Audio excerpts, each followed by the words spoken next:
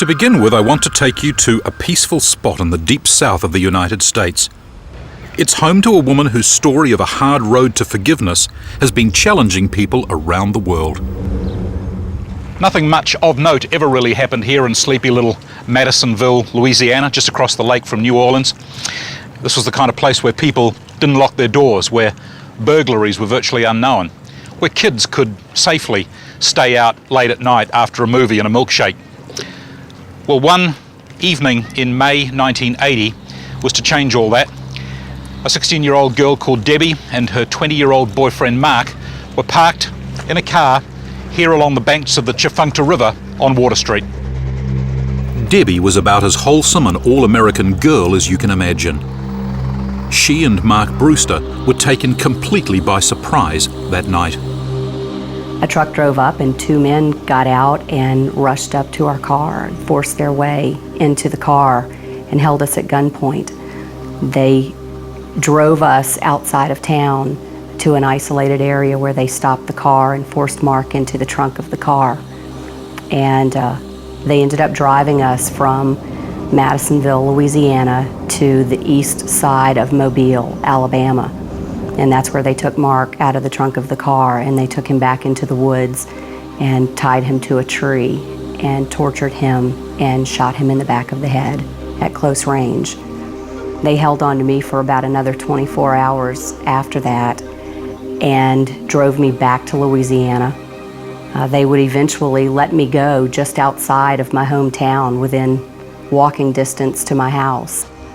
Disoriented and dazed, Debbie could barely comprehend what had happened to her and her boyfriend. They raped me repeatedly, the two men did, and mostly did a lot of emotional torture to me. They would pretend they were going to let me go and then laugh at me when they would see that my hopes would get up, and I didn't eat or sleep during that time, so I was completely physically and emotionally exhausted. The place where the two men had dumped her was the town cemetery, and Debbie was expecting she would die here that day. I expected that they were going to either yank me back into the car or that they would run me down with the car. That went through my mind. Or the other scenario that I thought of was that they were going to shoot me in the back as I walked off, and I guess I was sort of preparing for something like that. And instead, the car drove past me, and there's a curve just up the road, and the car disappeared around the curve. Her boyfriend, Mark, was found a few hours later, miraculously alive. By this point, because of the gunshot wound, there was swelling to his brain, and he was paralyzed on his entire right side. And he was very disoriented because of the blood loss and dehydration. He wasn't very far from Interstate 10, and he could hear the cars and the trucks driving, and he was trying to make his way to the road, and he would just pull himself with one side, like with one arm, and he eventually passed out, and that's where they found him. The ordeal, which had seen Debbie and Mark driven for miles and subjected to the most horrendous treatment, was perpetrated by two men, Robert Lee Willie and Joseph Jesse Vaccaro. It turned out that their crime spree across the southern states had claimed the life of a young woman, Faith Hathaway. Debbie had escaped with her life, but the long-term effects on her physical and mental health were severe. Debbie's mum recalls how hard things were for her daughter. She went through emotions that I can't even describe. You know, her anger, she dealt with every anger, grief, shame, so many emotions. The criminal trial process took years, a major ordeal for Debbie, as you can imagine. But eventually the two men who'd attacked her were convicted and locked up in top security jails. But then there came a powerful twist to the story. Onto the scene came Sister Helen Prejean. Now, she was a Catholic nun who was appointed a spiritual counselor to Robert Lee Willie while he was on death row in a Louisiana jail. It seemed he at least wanted to investigate the possibility of getting right with God before they sent him to the electric chair. Debbie was not impressed. Spiritual counsel was being given to a man who'd raped her, tortured and nearly killed her boyfriend, and had murdered another innocent young woman. I was extremely resentful of the idea that Sister Helen was going to go to him to try to work through this and help him to possibly be forgiven for the things that he had done.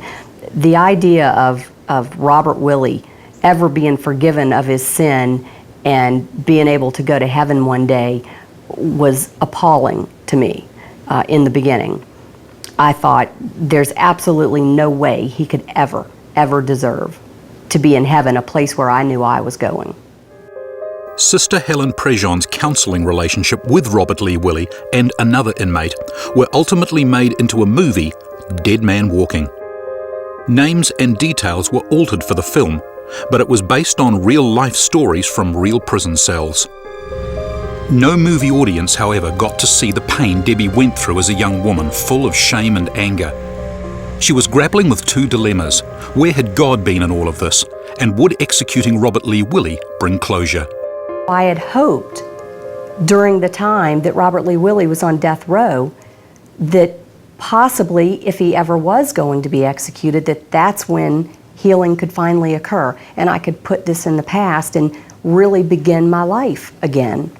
And so I think that night, when I knew that tomorrow morning I was probably going to wake up and Robert Lee Willie was going to be dead, and this was going to be the first day of the rest of my life, that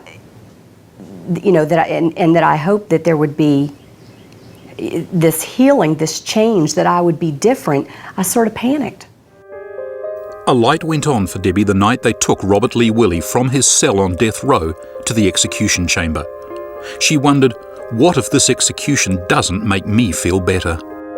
And I think that finally I realized that there needed to be more. Somehow I realized it wasn't just about what happened, what happens to Robert Lee Willie, that it was something bigger and more powerful than that needed to change for me, and that it was really something more within me. And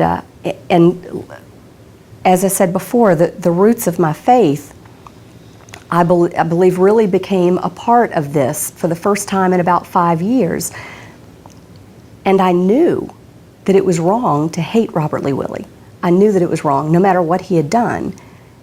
And I didn't want him to die with me hating him.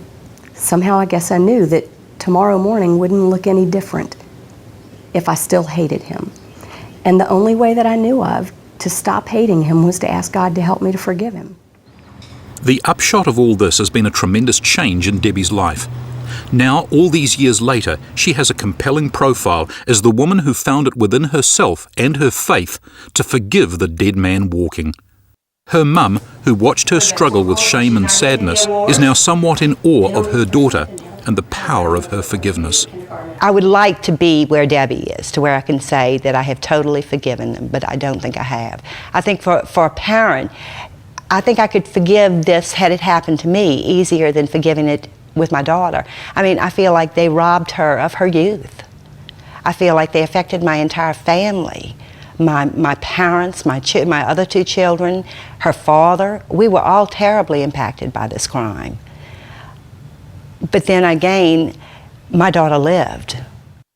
Debbie is now happily married to Brad Morris with 2 children, Connor and Courtney. And Debbie is now a sought-after communicator.